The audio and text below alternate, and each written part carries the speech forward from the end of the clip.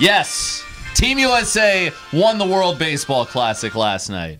How's it going, everybody? I'm Jeff Arnold. He's Kyle Houston. Another edition of the Keys Corner as Team USA defeating Puerto Rico to win the World Baseball Classic. Marcus Stroman, 6 innings of shutout and hitless baseball. He didn't give up a hit until the 7th. Yeah, he really pitched spectacular and on the biggest stage of his career in terms of playing for Team USA. And I really like the story of Marcus Stroman. He's a 5'8" pitcher. Nobody really wanted him out of high school. He went to Duke, ended up being the highest draft pick out of Duke, drafted 22nd overall. And boy, did he pitch really well last night. He also always seems to give the Orioles some problems, so it was nice to have him on Team USA as he was dealing last night against Puerto Rico, who had a great World Baseball Classic themselves, but congratulations to Team USA. Well, as we're filming this on Thursday, we are 2 weeks away from the start of the Keys baseball season. April 6th, 7 o'clock, first pitch, gates open at 6, and there is a ton of fun stuff that's going to be going on opening night. The Keys won the Esurance Home Field Advantage Award last year. There's going to be a pregame presentation for that, and thanking all of you fans that came out to games last year. We're expecting a great crowd for the first night, and Mystery Ball taking place as well, and it has become a staple over the last 4 years. Yeah, it really has. The Mystery Ball event, you can pay $10 to get a brown paper bag with autographed baseballs from a variety of different people. We have a great lineup this year. We have Dylan Bundy, Kevin Gosman, Harold Baines is there, one that you're excited about, George Brett.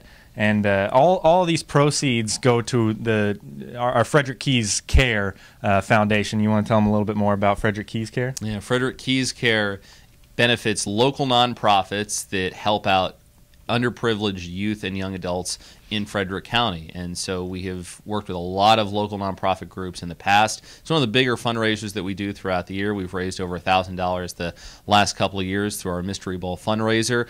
We have 80 balls on hand right now, and then we'll also have some additional baseballs. So by the time we get to Thursday night in 2 weeks, we'll have about 120 baseballs or so that will be given out.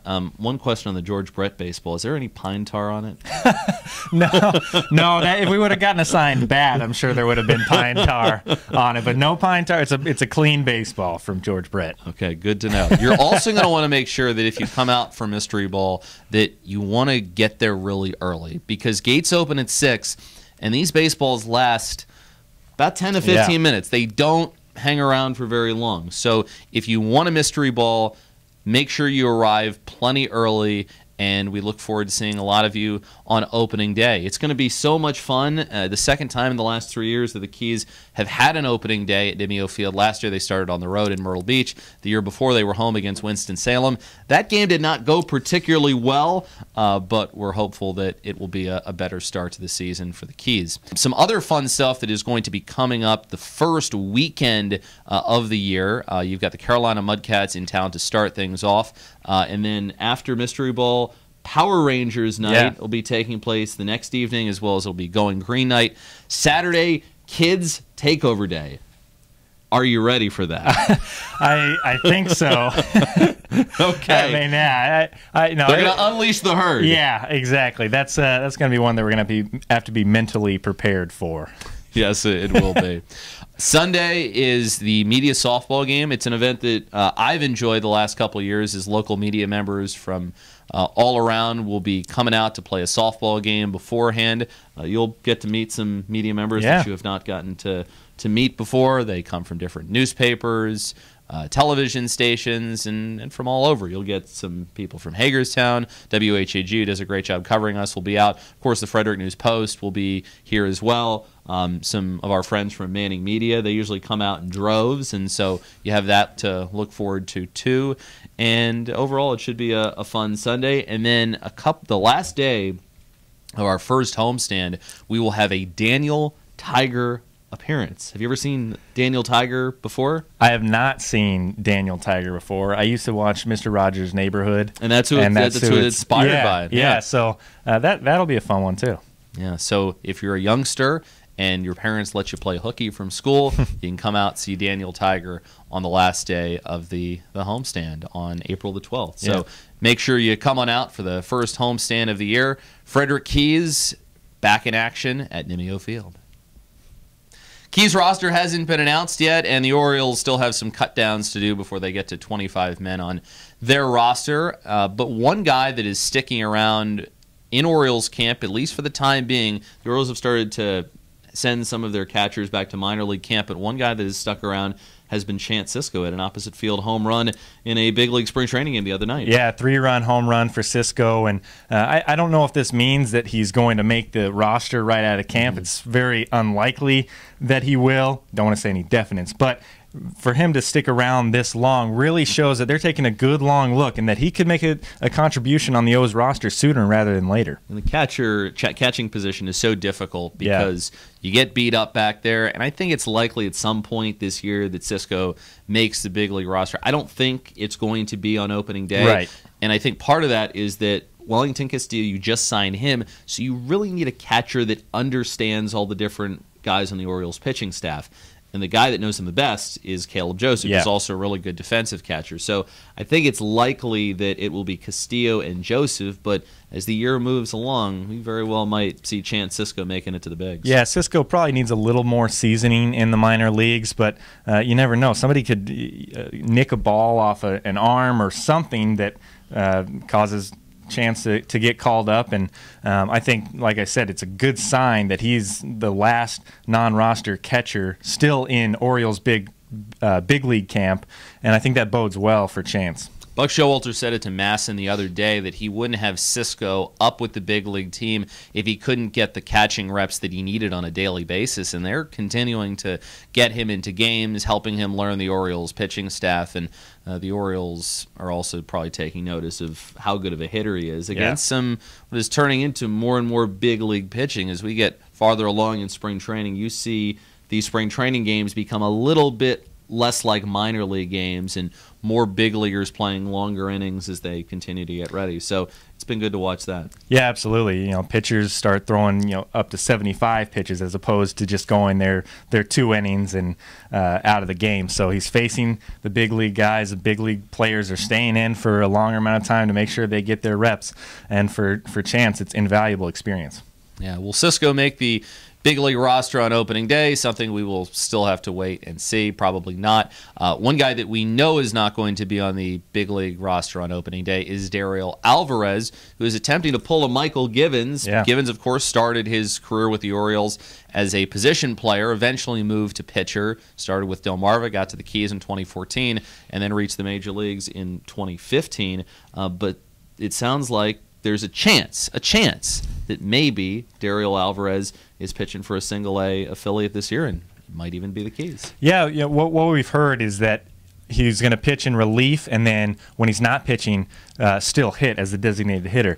We heard a report from Buck Showalter saying they're going to cap his innings pitched at 50 this year. But Buck has been impressed by him, and the Orioles have been impressed too, saying that he's not just a hard thrower, that he can spin the ball a little bit, has a good changeup, and just needs a little bit of work pitching, obviously because he hasn't spent any time as a pitcher. But it's not just the fact that he's got a strong arm. He's got real potential to progress as a pitcher. When he was in Cuba, he was throwing 95 to 96 miles an hour, and seeing him play outfield a couple of times when he was with the Keys originally in 2013, and then when he was with them on a rehab assignment a couple of years ago, he is a rocket for an arm. And there were actually a time where he was working out for some major league teams as a pitcher on the mound. Some teams took a look at him, and I think I read he was pretty close to signing with the Red Sox as a pitcher. So Alvarez has experienced pitching before. He can get the fastball up into the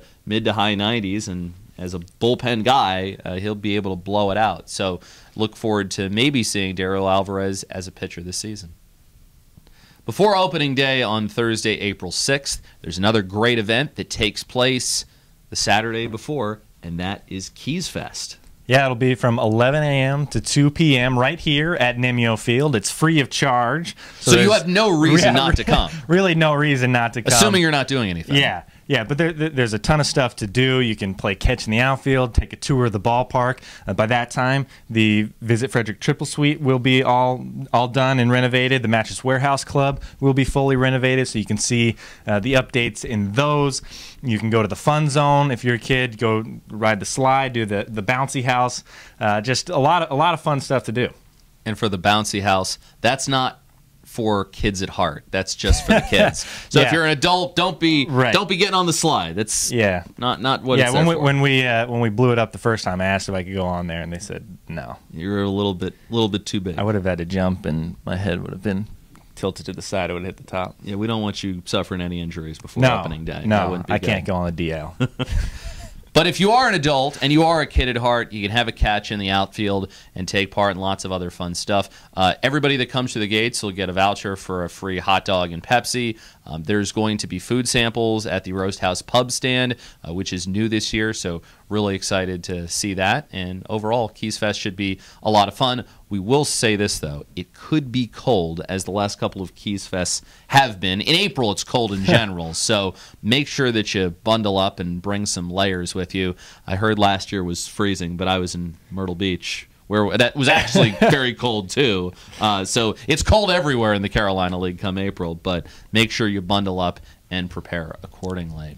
And one other great announcement, Keys have become really good over the last number of years at bringing great celebrity appearances. And if you saw our original promo schedule release, you would have seen that we've got John O'Hurley, who plays Jay Peterman. You've got Muggsy Bogues. You've got Richard Karn from Al Borland. And then Home Improvement Night, the team will be wearing special Home Improvement jerseys. And so there are lots of really good appearances. And the other day, we added one more. Yeah, Michael O'Keefe, best known as playing Danny Noonan in the movie Caddyshack, is going to be here on July 1st.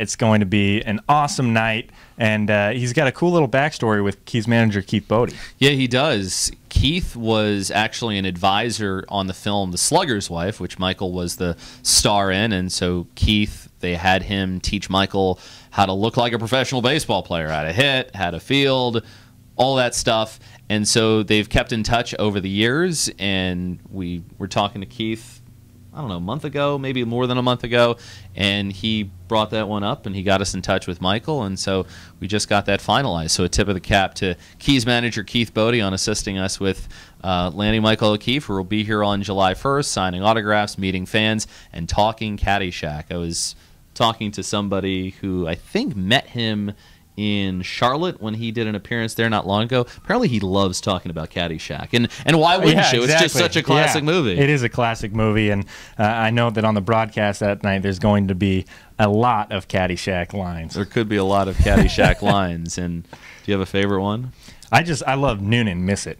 Because my dad used to say that to my brother and I when we would be golfing, and it would really mess us up. So it actually worked for him. It didn't work against Michael O'Keefe in the movie, but it definitely worked against my brother and me. He had a stone-cold focus. My favorite line is, well, it's not a line. It was more like a little speech. From monologue. Monologue from Judge Smales. It's easy to grin when your ship comes in and you've got the stock market beat. But a man worthwhile is a man who can smile, whose shorts are too tight in the seat. Judge Smells for you. That was awesome. That was I'm good. looking forward to asking Michael about what it was like, what Judge Smells was like on set. And Rodney Dangerfield, of course. There's still marks on this steak from where the jockey was hitting it. We're going to have some fun on Caddyshack night, July the 1st, and that'll be a great weekend. That's one of the more fun weekends of the year at Nimio Field. 4th of July weekend, fireworks, lots of great events. Players will be wearing a Stars and Stripes caps on one of the evenings. You add Caddyshack night into the mix, that will be a dynamite weekend. Yeah, fireworks, hot dogs, baseball, golf, Independence Day. What more can you ask for? That's Americana for you. All right. If you want to follow us on social media, Frederick Keys, you can like our Facebook page. You can follow us on Twitter or Instagram at Frederick Keys. We appreciate all the interaction and support. And, of course, use these platforms if you have questions or stuff that you want to know. If you have a question about a group outing, if you want to have questions about tickets, questions about the team, anything else, make sure you hit us up on social media, and we'll be sure to answer those questions. And we are going to be adding another form of social media, which, hint, hint, will be coming your way very soon. So be on the lookout for that as well. You want to give your handle and get you to how many? What's your followers goal? Like my followers goal was like 500, and I'm over that now. I'm at 650 Twitter. I'm gaining on you. Yeah, I know I'm you are gaining on you, very baby. quickly. So I don't really have a goal.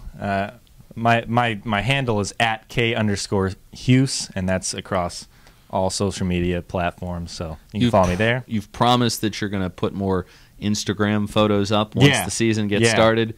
I will. Solid. You're a little bit of a photog yourself, aren't you? Yeah. I bought a digital camera last year and I started to do that. I love photography, so yeah, I'm going to be adding some more photos throughout the season. Are you going to bring it in the booth with you? Are you going to like take photos during the games? Are you going to like venture out like one of the innings where I'm doing play-by-play and just like, hey, see ya, I'm going to go take some pictures? I might do that. I might get some candid shots of you while you're not looking to. And I'll be posting some photos during. I'm going to give you one warning though. I heard this story a couple of years ago. There was a broadcaster for a very, very, very well-known Division I BCS team, and during halftime of a football game, he was a little bit of a photog himself. He went on the roof to try and get some pictures and everything. Well, he was a little bit too late to get down for the second half kickoff, and so his partner had to call the second half kickoff for him. So just be sure if you're going to do the pictures, you want to make sure you get back in time for when you need to be on the roof. I'm not going to go on the roof. I'm not saying you have to go on the roof, but it can get pretty packed, especially on the weekends. Right, yeah. No, I'll be back in time. Okay. What's your handle? I am at Jeff on the air, Jeff with a G, and if you really need to spell Jeff, it's GEOFF. Just look at the bar below; it's already down there. So don't put Jeff with a J because it will come up as nobody. Yeah. No search results or 0 results. We got nothing. Nothing. You got nothing. Yeah. All right. Well, that's how you can follow the Keys or us. We'll have lots of great updates, especially when the Keys start arriving, which will be pretty soon. Yeah. Next weekend is when we will see Keys players start trickling in, and then Thursday, April 6th, is when opening day is right here at Nimio Field against the Carolina Mudcats. He's the big fella, Kyle. I'm Jeff. We'll talk to you next week.